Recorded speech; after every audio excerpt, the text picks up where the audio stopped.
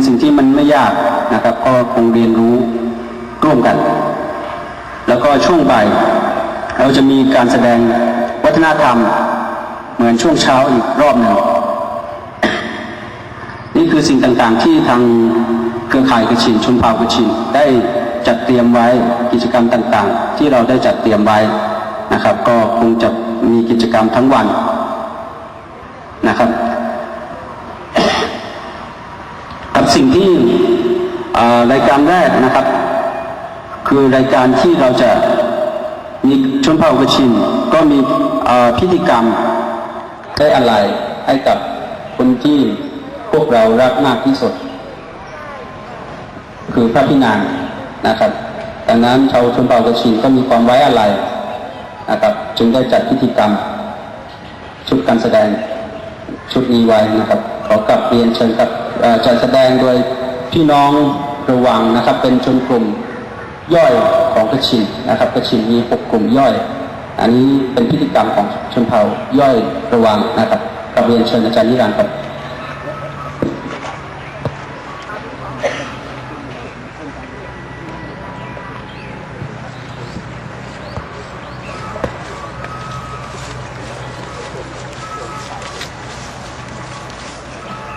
อาคันดาอาชะมะเลภูมิให้มุงของคำเขียวนังอลัดเมชียามิรันนาอังดับรังชังมังรวาวนังคุณไม่ใช่ลาดนามิสเตอร์มะเลภูมิ is a chanting lamentation for her royal princess Kalia Watana, the elder sister of the King of Thailand.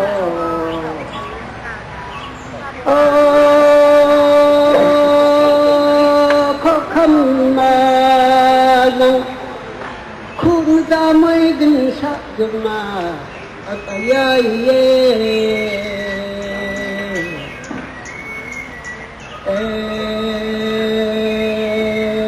มุงกันมากังอา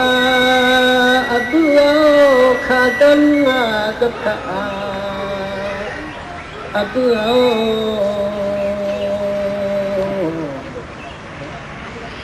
โอ้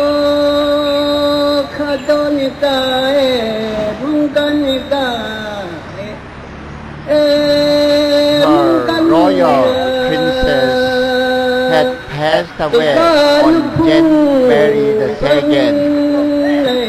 2008 at 2 a.m. 34 minutes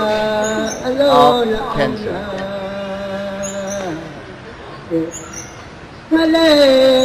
All citizens of Thailand, including all tribal groups, are mourning for her royal princess. ก็นำทั้งรังคามาอียามโยทัญญะดังโชยาเจนไอวานำตัวอาเบเยพามาราการแสดงที่จะแสดงต่อไปนะครับก็เป็นการแสดง At this point, ส่วนมากจะไม่ใช่แสดงทั่วไปนะครับงานที่เกี่ยวข้องกับการได้รับการเสียใจมีผู้ที่เป็นตนรักจากไปนะครับเป็นการได้แสดงนะครับการนี้ก็เป็นโอกาสหนึ่งที่เราได้วงลน which means เป็นประเพณีวัฒนธรรมที่เกี่ยวข้องกับ farewell or goodbye to การไว้อะไรการจากไป royal princess เดี๋ยวคงได้ชมนะครับ Kalia Watana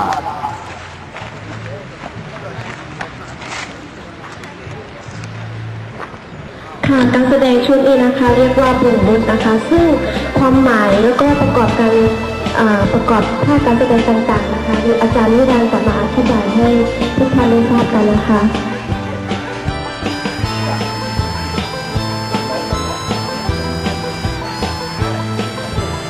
ค่ะความหมายก็ได้ทราบกันไปแล้วนะคะ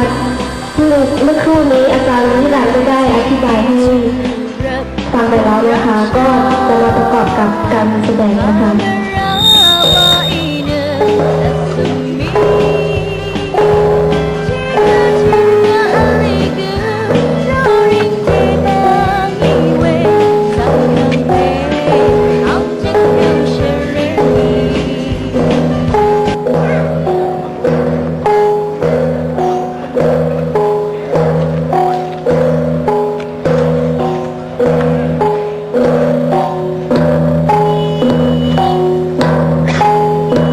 Hai mong ko kampe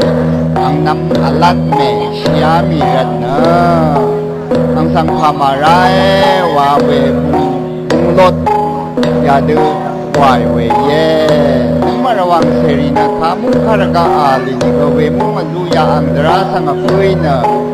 yadu ang ma sang ko shreng ni we irat na kare sangi nang ma si sang na shimanay we yeเรียกคำพระกาเอลนังไว้นี่ก็น้ำบัดที่นักเรียกสังฆะสังเดดัมมาชัดไรน้ำบัดอันนี้นะอเดตสีเสรีสังเดดัมมานาลำหนึ่งมาพระกาเป็นชัดชีไรเวรตนามชังเรียคำพระกาอาลีนี่ก็เดนี่ลานะเทคโนโลยีอัลลามิรันเทคโนโลยีทั่วเวยาดุยพันรีทาเกนีKaya ka sang azab kewe wa kada ka pinigala manay na tunway chep sina de da si dapat ke menit chi ke sina pa jo ma kamu me tu na ka dam de na ham ni ga de da si sang na na pat ke ni na ka pa ka dam de sang ni da dam nam me la da me ra da de da si sang la ma na ke ka sang ru da bang ke wang naมาเดชเกียนาว่าช่างเวสังดีตาโซเรียนนำมาช่างเวสังชอบเลยช่างเว